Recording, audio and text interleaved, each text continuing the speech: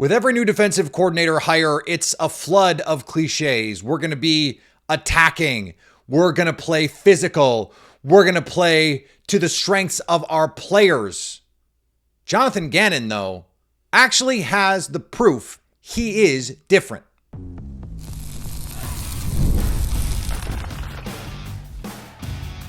You are Locked On Packers, your daily Green Bay Packers podcast. Part of the Locked On Podcast Network, your team every day. You are Locked On Packers, part of the Locked On Podcast Network, your team every day. I'm Peter Bukowski, and I cover the Packers for The Leap, a newsletter I would love for you to subscribe to. Follow the podcast wherever you get podcasts, iTunes, Spotify, Google. Any place you find podcasts, you'll find Locked On Packers, the number one Packers podcast on the internet, and the show for fans who know what happened. They want to know why and how, thanks to everyone who makes Locked On Packers their first listen every day. We hope you like starting your day with us as much as we like starting our day with you. Today's episode brought to you by our friends at Game Time. Download the Game Time app, create an account, and use code LOCKEDON for $20 off your first ticket purchase. Sean Mannion interviewing for the Philadelphia Eagles job. Adam Stenavich did not get the Tennessee Titans job. We're going to talk a little offensive coaching later in the show. I'm going to wonder aloud why some fans are already rooting against Matt LaFleur, and I'm talking about Packers fans already rooting against Jonathan Gannon. And we'll start there. We'll start with Jonathan Gannon because I was listening to my pal Grant Bills, who's been on this program, who has been on our Locked On Packers squad show. I've been on his show. I've been on Bill Michaels' show a ton. In fact, I used to be Bill Michaels' intern way back in the day, long time ago. I will age myself too much if I tell you what year that was. But he was talking about how every defensive coordinator says the same thing when they get hired. And that's true. And some coordinators do get brought in to be extensions of the scheme that the head coach wants to run. And some coordinators get brought in to run their scheme. And the best coaches blend those things and they adapt, and they have to be adaptive. But every coach is going to say, we want to do what's best for our players.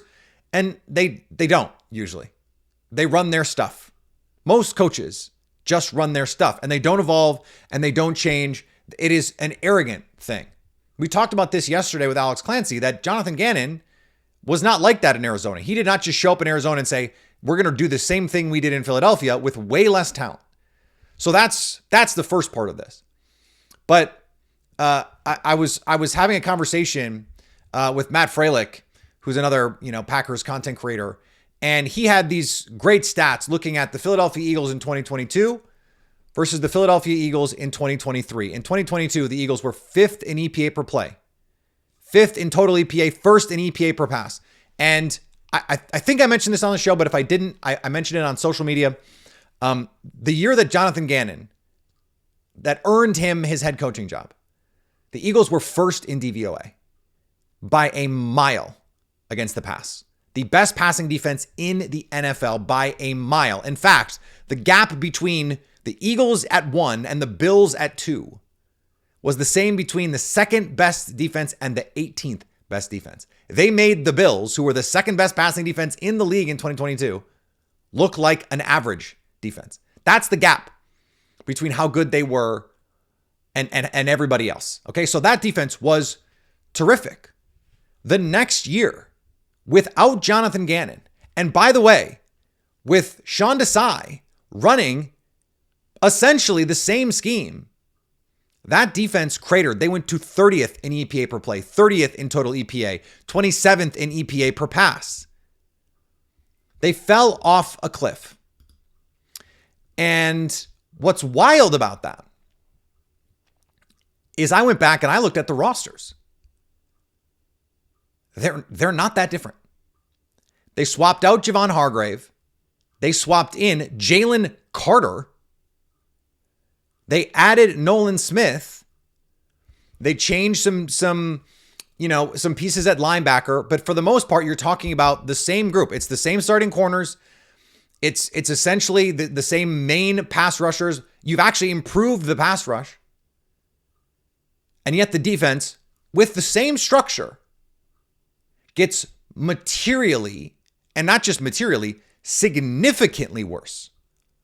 Like from the best defense in the league to one of the worst defenses in the league, to the point that it got Sean Desai fired after a year for running the defense that his coach wanted him to run. In fact, he was so bad, and the offensive coordinator that they hired was so bad, especially relative to what they had, that Howie Roseman told Nick Sirianni, you are not in charge. He went, look at me. I'm the captain now. And they went and got Vic Fangio and Kellen Moore, and they won the Super Bowl. If there is not a clear distinction between those two things, I don't know what a clear distinction is.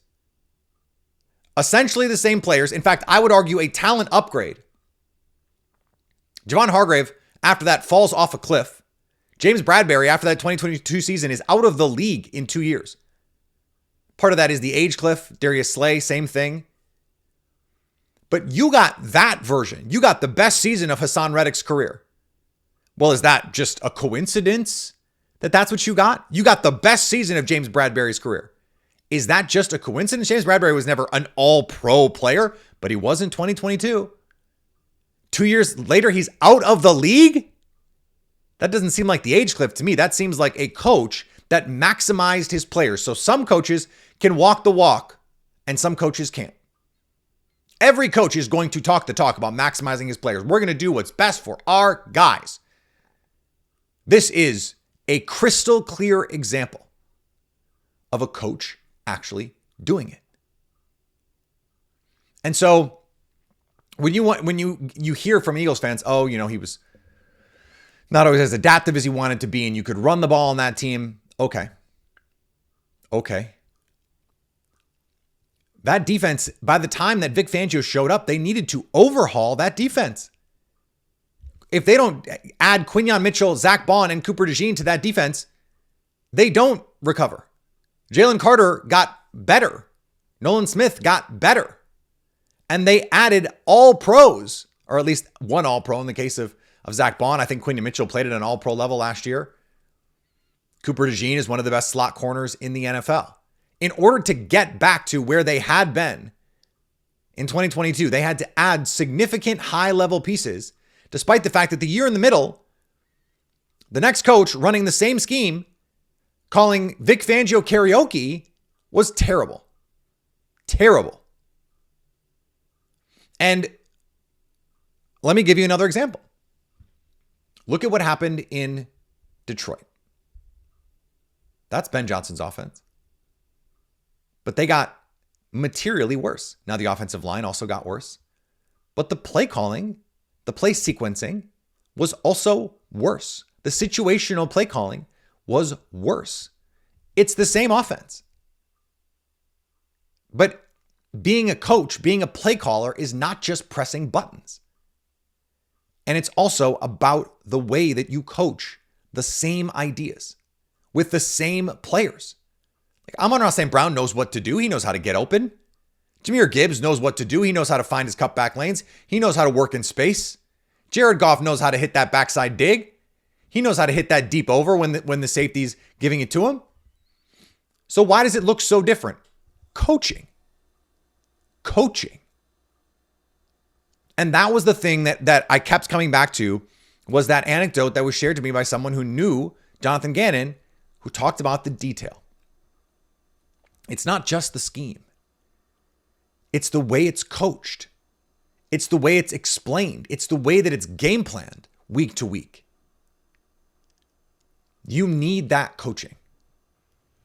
And for the Packers, like we saw Jeff Hafley put together a bespoke game plan against the Eagles in 2023 or 2024, excuse me.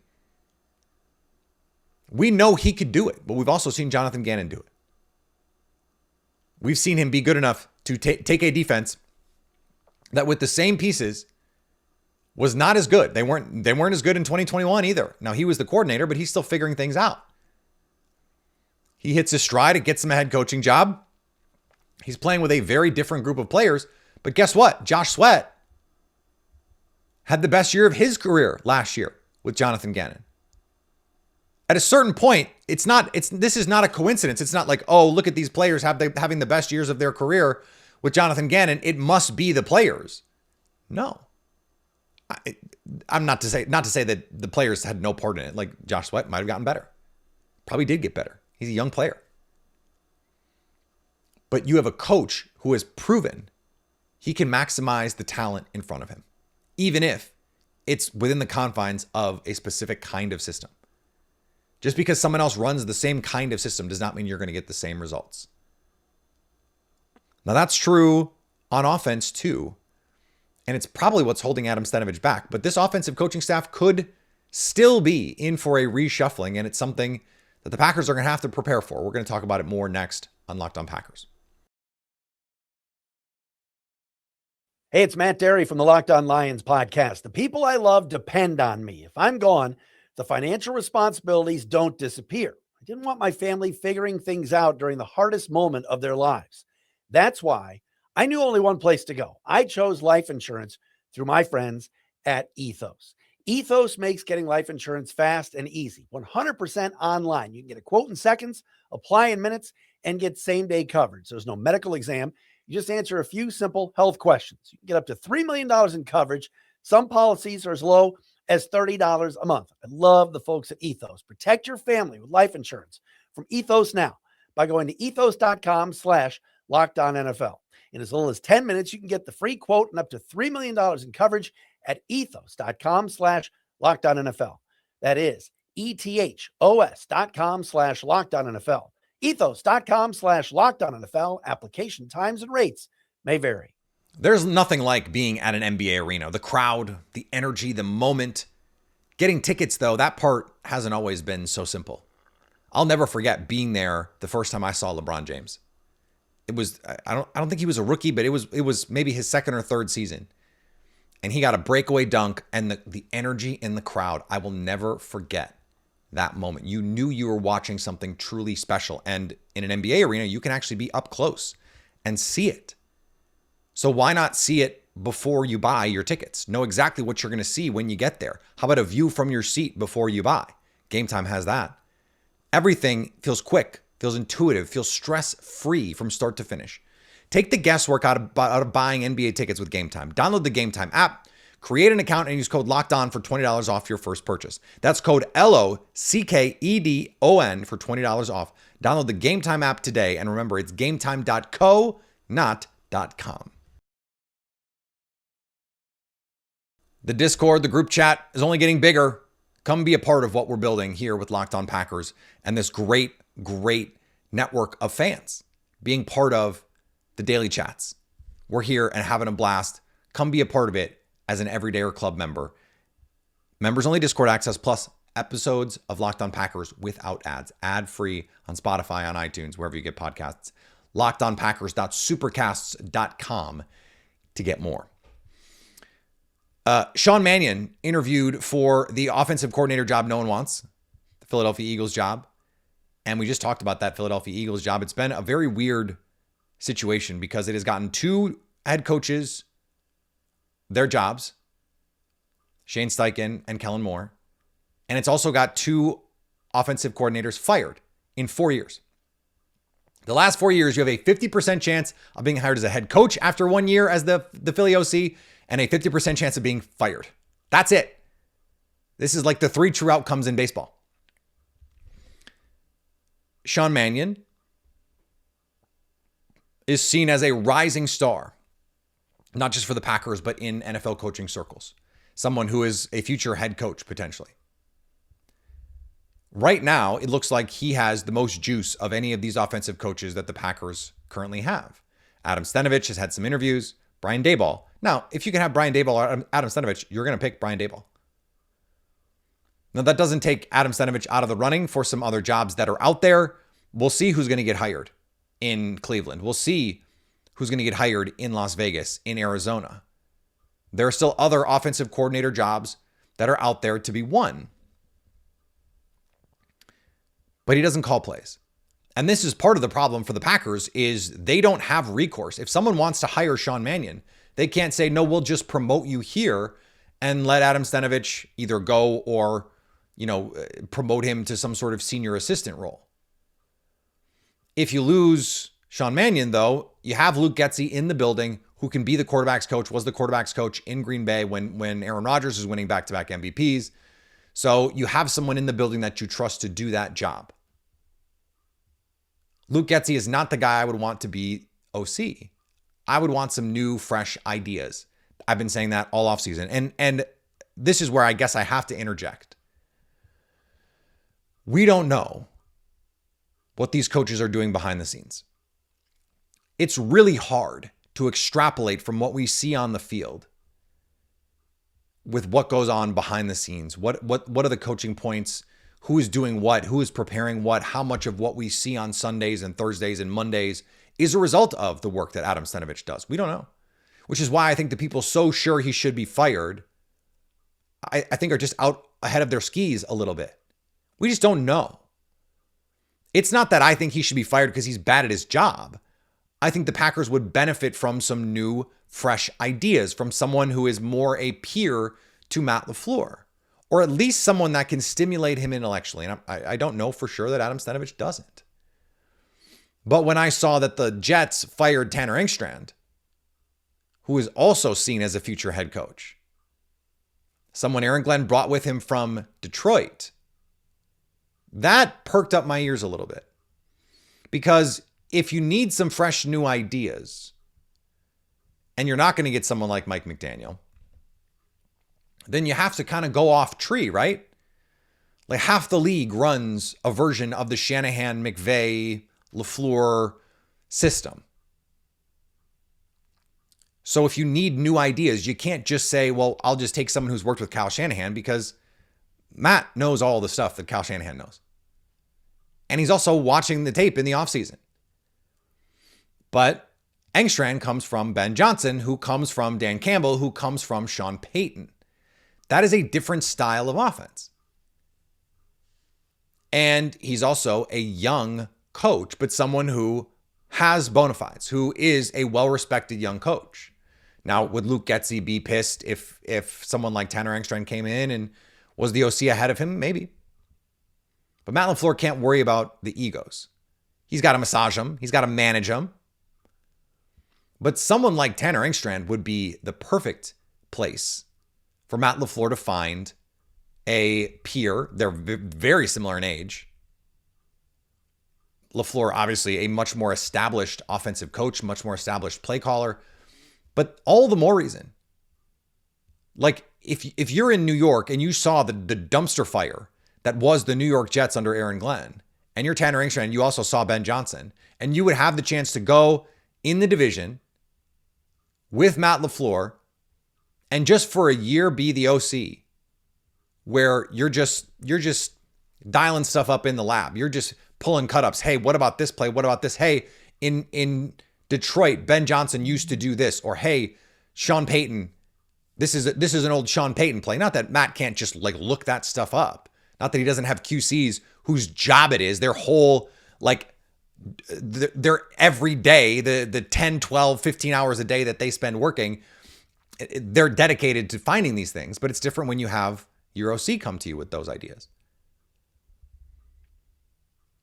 Plus the familiarity in the NFC with the NFC North. I think that would be a great opportunity for both sides. Plus Engstrand can recoup his value a little bit. I know he's not going to be coaching plays or calling plays, but everyone wants a piece of this tree. The Packers are Super Bowl contenders in 2026. Jordan Love is going to be an MVP. I bet he will be top 5 in MVP odds. I haven't seen if they have odds for 2026 yet, but I bet he will be top 5 in MVP odds when those are released. Because this Packers team is going to be really good. It might only be a year or two in Green Bay, and then you get a head coaching job that you thought you could have had in New York. Now, I hope a coach like Engstrand was not under any illusions that that was going to be a quick turnaround in New York. That was going to take a couple years with the Jets, figuring out the quarterback position, getting everything in a row, and then you were going to get your chance to interview for these head coaching jobs. A place like Green Bay is the exact opposite organizationally from an infrastructure standpoint as a place like New York. How about a stable organization where you can have a senior position And you get to learn how to be a head coach from one of the best head coaches in the NFL. For whatever you think of Matt LaFleur, whether you think his time had run out in Green Bay or not, we're talking about one of the best play callers and play designers, game planners in the NFL. Who wouldn't want to come and be a part of that and take a little bit of that shine with you? There's a reason Sean Mannion is getting the opportunity in New York. There's a reason Adam Stenavich, despite not calling plays, is getting opportunities. There was a reason Nathaniel Hackett, now that's sure that was partially Aaron Rodgers driven, but you see how the shine, the imprimatur of Green Bay, that the effect that has around the league. People look at that and go, I want a Packers coach. Because look at what the offense has done. Look at what the offense is. And you could make it even better. Matt LaFleur could be in a press conference going, yeah, Grant drew that up. That was something we put in this week in the red zone. You got Dan Orlovsky going nuts on NFL Live. Hey, this is an old Sean Payton concept. Look at how the running back does this. And then can't you just see it? Someone like that. I know the Mike McDaniel, as a wise philosopher once said, that train has sailed with Mike McDaniel. So you have to find the next guy. I said earlier in the week, I think this is a very good defensive coordinator search. They found a lot of good candidates. You want to bring someone in, you want to give them an opportunity to shake things up a little bit in your offense, to improve your offense. Here's your chance. And to the people who are actively rooting for Matt LaFleur to fail, the Packer fans who are rooting really more for Jonathan Gannon to fail so that Matt LaFleur can fail, so that they can move on. I'm not going to tell anybody how to fan, but I will tell you I don't understand it. And let's talk about it next. It's the last call for football on FanDuel. One final Sunday, at least for this season. One last kickoff. The final chance to get in on the action before the NFL season officially comes to a close. And by the way, the Super Bowl is the best time to have fun at FanDuel. So many options, so many opportunities, so many things that you can go, I like that. I'm going to put that with this. That's it. This all sort of started with the Super Bowl. Super Bowl props, and this has been a thing for years. We'll do it on FanDuel. This is Super Bowl 60. FanDuel is making sure you're right in the middle of it with a special offer just in time for the biggest game of the year. This is where predictions turn into plays, stats turn into storylines, and every snap feels bigger because it's the freaking Super Bowl, man. If you're a new customer, bet just $5 and get $200 in bonus bets if you win. Make it count because after the Super Bowl, the season is over. Last call for football on FanDuel, an official sportsbook partner of Super Bowl 60. Visit FanDuel.com to get started. I don't understand it. If you are a fan of the Packers, don't you want the Packers to win? I had a conversation with someone on socials the other day, someone who is got a following on Packers Twitter and helps drive the conversation at times. Someone that I generally like consuming their content. Someone who listens to Locked On Packers. And I'm not even going to call them out because this is not about that. This is not a personal thing. I've seen it. I've heard from a lot of fans about this. I don't know if you know this, but I hear from fans a lot on social media. Fans of the Packers, fans of other teams. And what they said was, look, a Jonathan Gannon failure would mean a Matt LaFleur failure, which would mean that the team would have to replace him. And they're not going to win a Super Bowl with Matt LaFleur as the head coach. Why not just cheer for the team to win the Super Bowl with Matt LaFleur? Why be so stuck and stubborn in the take that it can't happen, that it would never happen, that you would actively root against the team?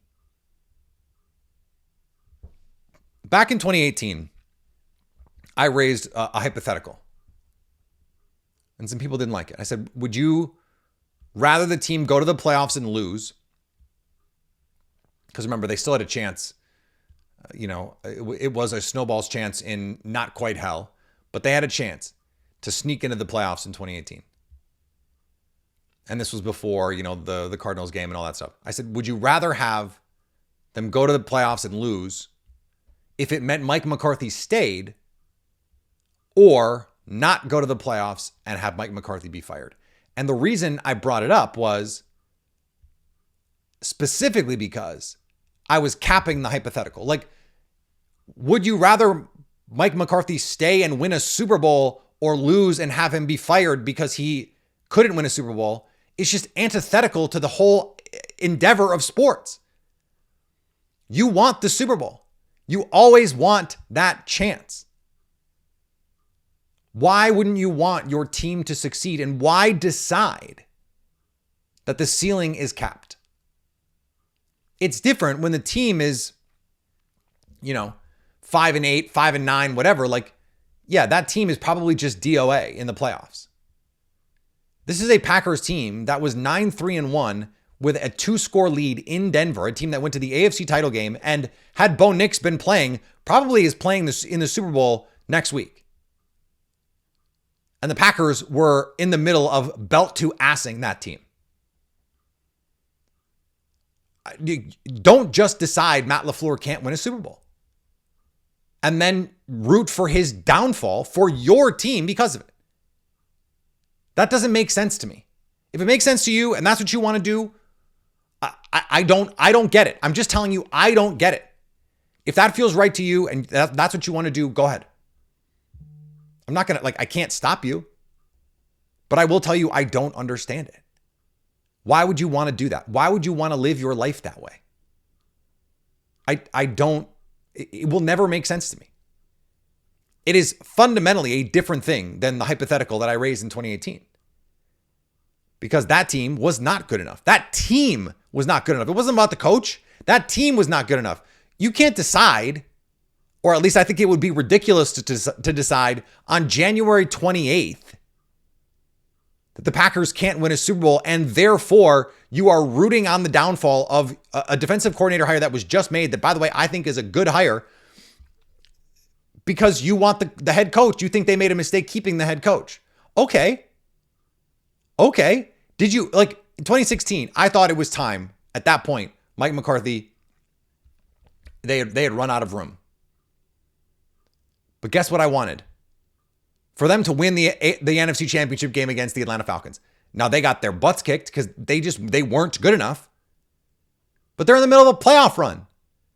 Aaron Rodgers was good enough. Why not cheer for Aaron Rodgers 2 more times that season? That would have been great. Winning a Super Bowl would have been great. If they won a Super Bowl and languished in no man's land for another 10 years after that, fine. And maybe that's the better hypothetical. Would you have rather in 2016 they go out and win the Super Bowl if you knew the next 10 years were Mike McCarthy wandering the wilderness? I think that's a fairer question to ask, but the answer is you always take the Super Bowl. This team can win the Super Bowl next year. And look, I can say that because I have more faith in Matt LaFleur than the person saying Matt LaFleur should have been fired. But I also look around the NFL and I see Nick Sirianni's been to 2 Super Bowls. Matt LaFleur is a way better coach than Nick Sirianni. I look around the NFL and I go, Sean McDermott, Matt LaFleur is a much better coach than Sean McDermott. He hasn't been to a Super Bowl, but he's had plenty of playoff success. And it made sense for the Bills to say, let's give this one more shot. They could have done it again this year. And I would have understood. Yeah, keep the continuity. The continuity is key. I was in the middle of making this point the other day and got sidetracked. The Packers chose continuity, and continuity matters. Continuity matters. Especially when you're in the middle of making a playoff run. Your playoff window is rarely more than 3 years without you having to make major changes to your team. Ask the Eagles. They went in 2022. They had to make major changes to that team, coaching and personnel-wise, to get to another Super Bowl and eventually win it. You know what they didn't have to change? The head coach. Even though the head coach was not very good. I think Nick Sirianni is one of the 5 or 8 worst coaches in the NFL. If we're just ranking them now. The Packers are good enough to win. Why would you not just root for them to win? I don't understand that. I don't understand that. Someone, if you think you have a good explanation, if you think you can explain it to me, try. I would love to hear it. I really would. I'm happy to engage with it. Hit me up on socials. Join the Everydayer Club. Let's talk about it in the Discord. Let's talk about it in the group chat. We're always there for you in the group chat. LockedOnPackers.supercast.com is the URL if you want to go join us there. We're back tomorrow as we move through the offseason. We'll see if there's more coaching stuff to talk about.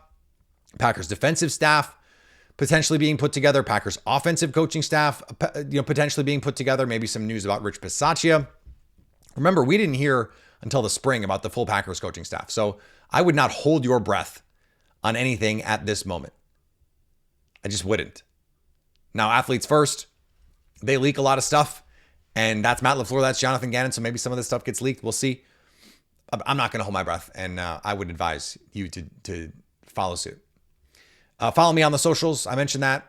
Follow the podcast on the socials. Subscribe wherever you get podcasts. Subscribe over on our YouTube channel. Squad show twice this week. Always having a lot of fun on those squad shows. Maybe Grant Bills will be on the squad show. We'll probably have Grant on the show next week because we're going to be in Santa Clara together. I can't wait for that. I can't wait to be in Santa Clara. If you're going to be around, let me know. It's not really Santa Clara. It's all the Radio Row stuff's in San Francisco. So we'll be there having a great time. Have fun. We're trying. We're trying. It's not always easy, especially right now, but we're trying. We're trying. So subscribe wherever you get podcasts, YouTube, iTunes, Spotify, Google, wherever you get podcasts, you'll find Locked On Packers. We're always here for you so you can stay Locked On Packers.